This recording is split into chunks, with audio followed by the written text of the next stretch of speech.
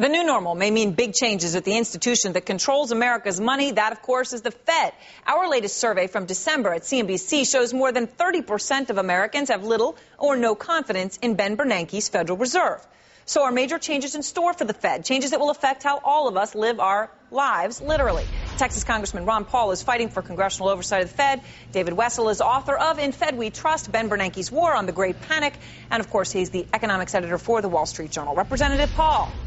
Yes. Go ahead to the uninitiated and please make the case for what is so wrong at the Fed.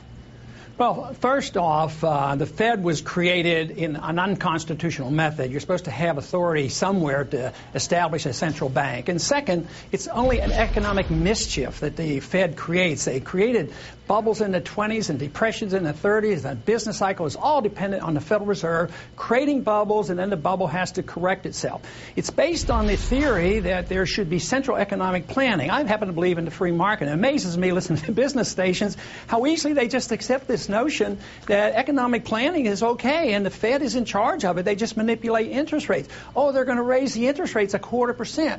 Banks are still getting their money for free, and yet when the little guy and the businessman, the individuals go to the bank, they can't get a loan. They either don't have the right collateral or they don't qualify, and yet a bank, they can have bad collateral. They can dump all their bad assets on the Fed. So it's a wicked system. It's immoral. It's bad economics. It's not constitutional, and at least, even for those who disagree with me on what we should do, I have a large number of people in Washington now, 317 co-sponsors, who say, well, we at least ought to know what they're doing. Who's getting the money? Where the deals are? How do they bail out foreign countries? What kind of deals they make with foreign countries and foreign central banks? They have this authority, but we in the Congress have no right to know what they're doing, and I think that's wrong. All right, and I'm going to follow up on that in a moment. But first, David Wessel, obviously you are one of the most knowledgeable people about this institution in the world.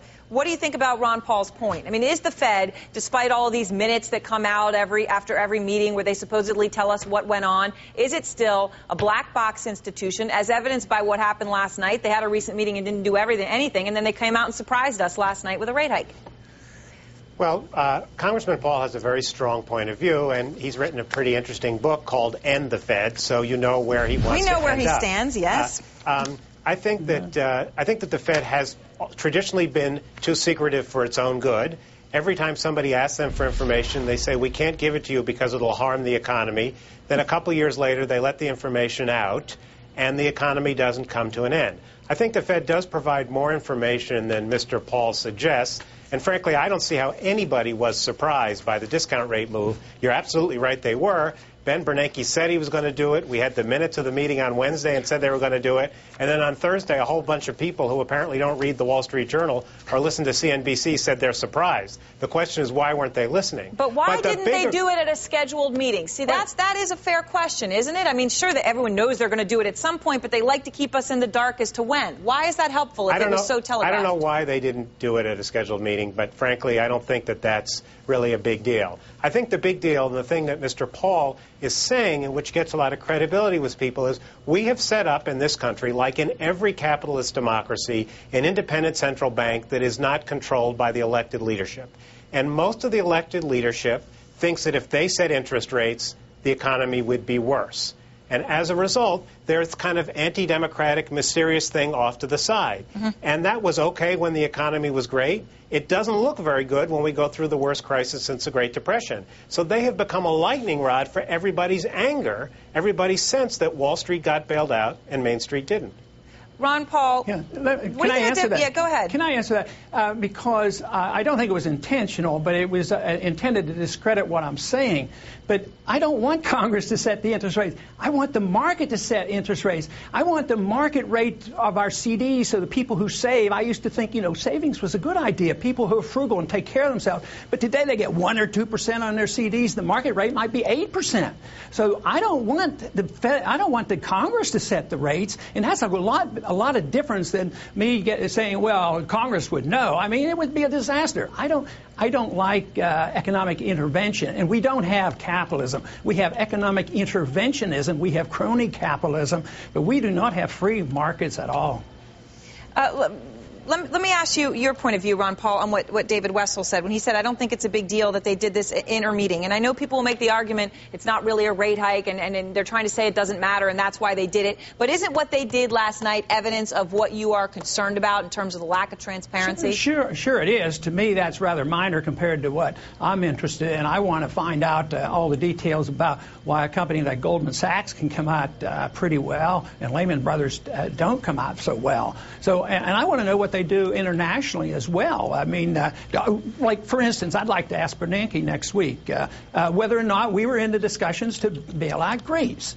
I can't for a minute think that we weren't involved in that. And if it involves, extending a loan or a grant or being involved and putting pressure on our dollars, indirectly, over time, the middle class in this country, the people suffer because they lose purchasing power. The people are behind. Wall Street's doing great. They're making more profits now. Last year, they're all up.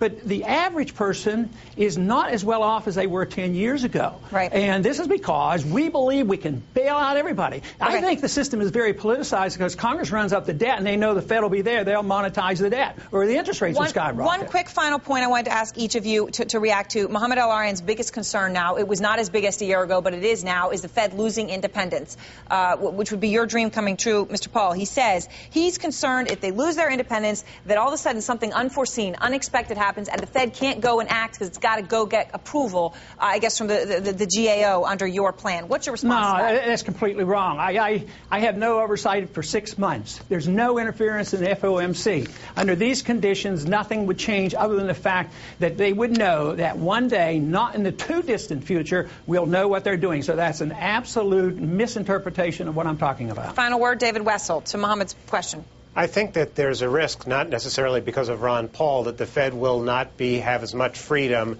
to respond to a financial fire next time. But I believe that in the end, the politicians don't want that to happen. And though they make a lot of noise and they might change the way banks are regulated, in the end, they're afraid of taking responsibility for the next crisis. They want the Fed to be able to get the blame, so they'll give them the freedom to fight the fire. Thanks very much. Ron Paul, David Wessel.